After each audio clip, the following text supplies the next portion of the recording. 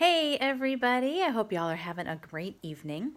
Tonight's video is about something that a lot of you have mentioned in the membership questions that you've answered, and that is, what if I fail my child? My husband and I were talking about something yesterday because I was freaking out about some things not related to homeschooling. And he pointed out that I kind of had this big, blurry, fuzzy, overarching freak out going on. But that if I focused in on what it was that I was really and truly concerned about, it suddenly didn't seem so bad. Not like it wasn't, it was still kind of a big deal. It was still something I still had to figure out. It was still something that was, that I needed to sort through. But when I focused on it in such a way, not focus as in like put all my time and attention on it, but when I really niched down to exactly what it was that was bothering me, I suddenly realized, okay, no, this is I can handle this. I can fix this. And I think that the whole, I'm afraid I'm going to mess up my child, I'm afraid I'm going to fail my child fear with new and prospective homeschoolers is kind of that same thing. It's this big, oh my gosh, this is so big and scary, and I don't know how I'm going to possibly do it. And instead of focusing down and thinking, okay, what exactly am I afraid of? What exactly does failing my child look like? And I think for a lot of people, it comes down to a fear of them not getting into college. That, I find, is one of the biggest fears that homeschoolers in the beginning, particularly if their children are in like upper elementary or the beginning middle school, and you're kind of seeing high school on the horizon. I think high school really intimidates a lot of homeschoolers. And I think there's this huge fear that if we don't do it exactly right, our kid's not going to get into college. And this is something that I know I've talked about before. I'm pretty sure I've talked a little bit about the college thing before.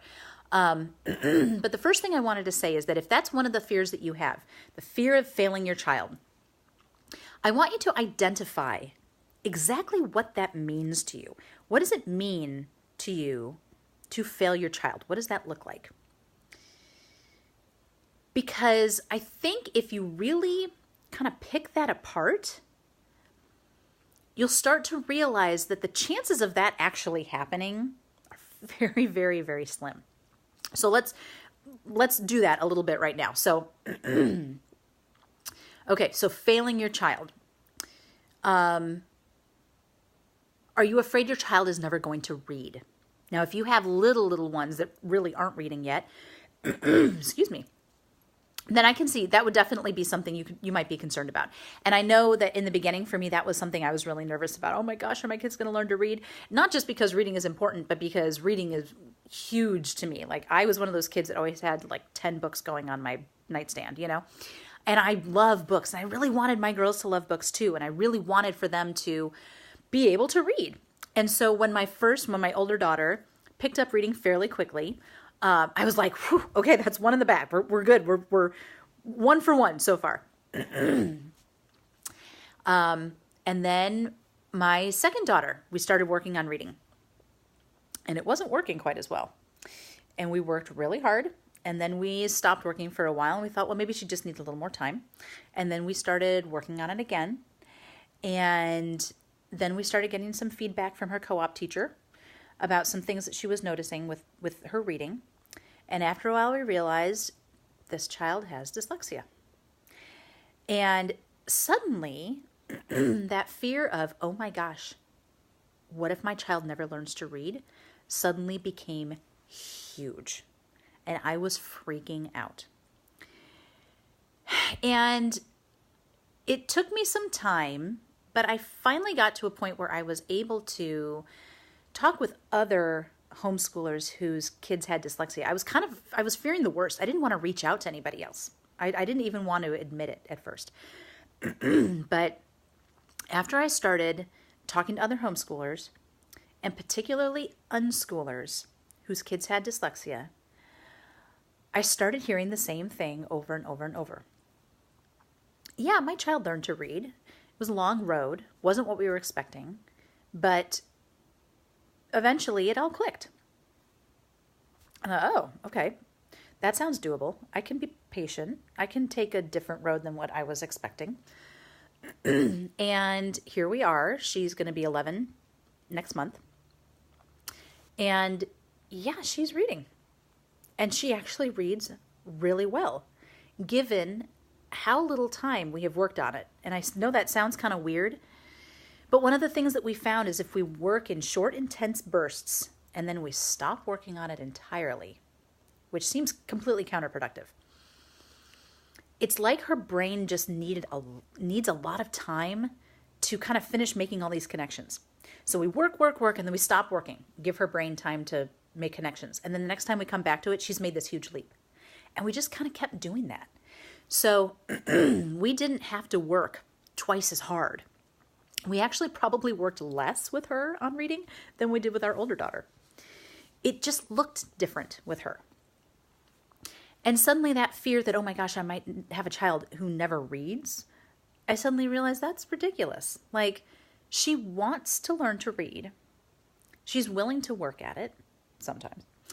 And we were willing to work with her and figure out what was going to be the best approach for her. And if you're willing to go at things like that with a very kind of open, yeah, we'll try this and we'll try that. And if that doesn't work, we'll try this. Then you start to realize there's lots of different paths to get to the same destination. And just because the path that you're taking is not the same as everyone else's, or that path everyone else is taking doesn't work for your child, doesn't mean that they're never going to get that skill. It may just take longer. It may take a different path. It might take some trial and error. But eventually they're going to get there.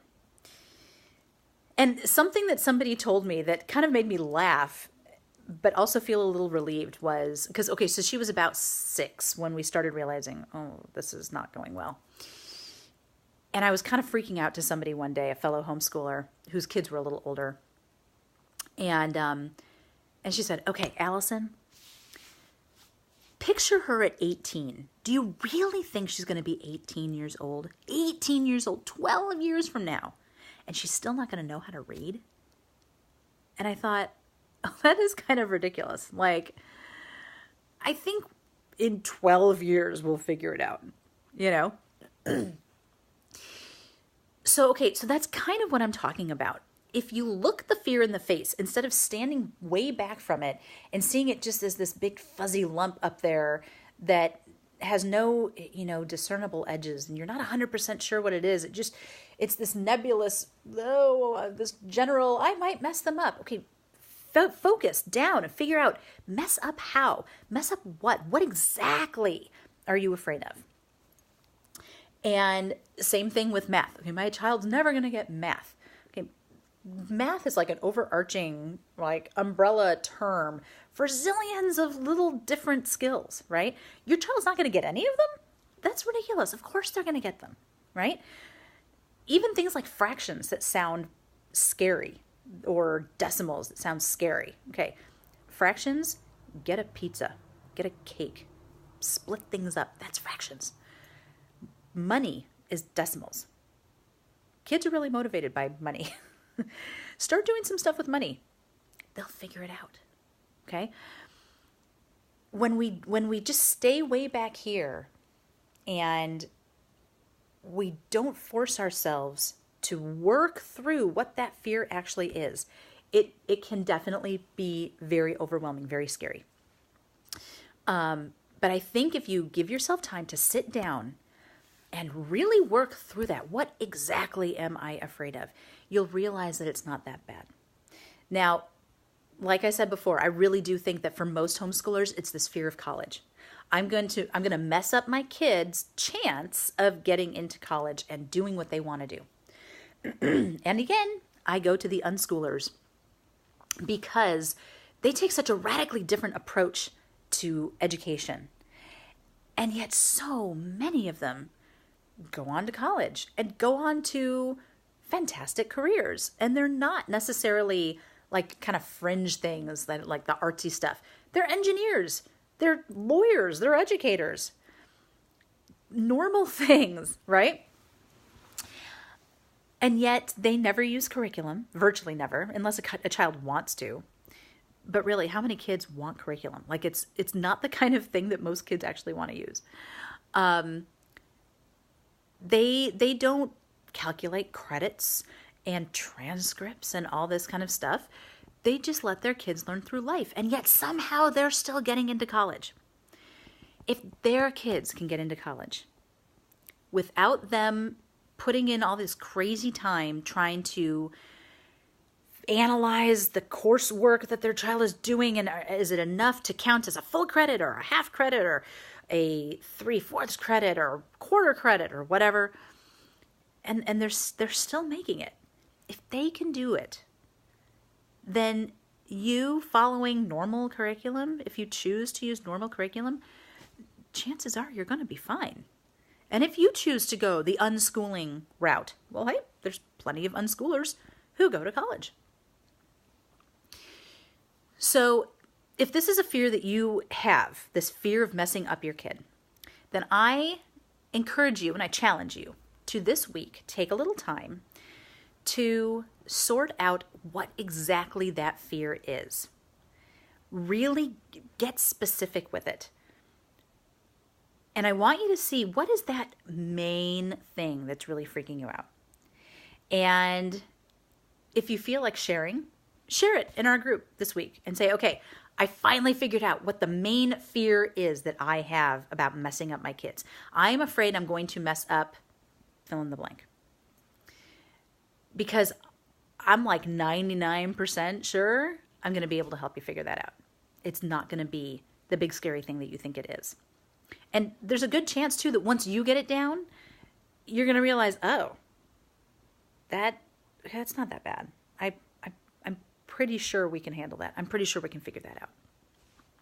And particularly those of you who are very new to homeschooling and you're not in like a whole bunch of homeschooling groups and you're not seeing, all of the success stories and the people posting about, oh my gosh, my kid just got a scholarship to here and my kid got into this and that. And you're not seeing all of the milestones get hit and the success stories and things like that.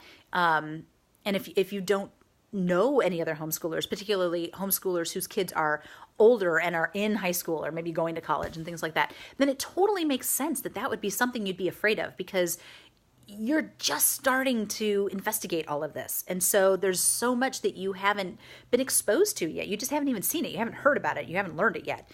And so, yes, it makes sense that that would be something scary. But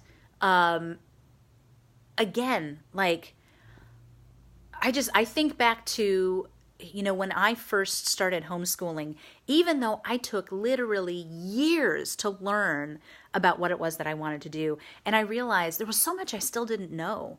And it's taken me, the last 5 or 6 years of really immersing myself in the homeschool world to see that, and this is something I said somewhere else earlier today, I think in the article that I posted in the group, that homeschooling is not the experiment.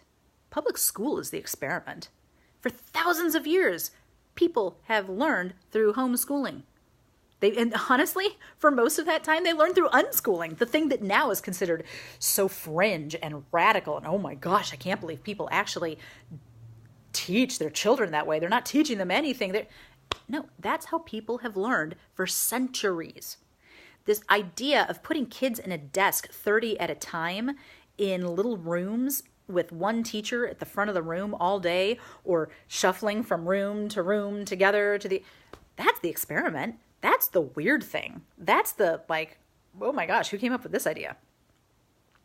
So when you think of it that way and you realize, look how far our world has gotten on homeschooling and unschooling, then you realize, okay, this is doable. This is doable.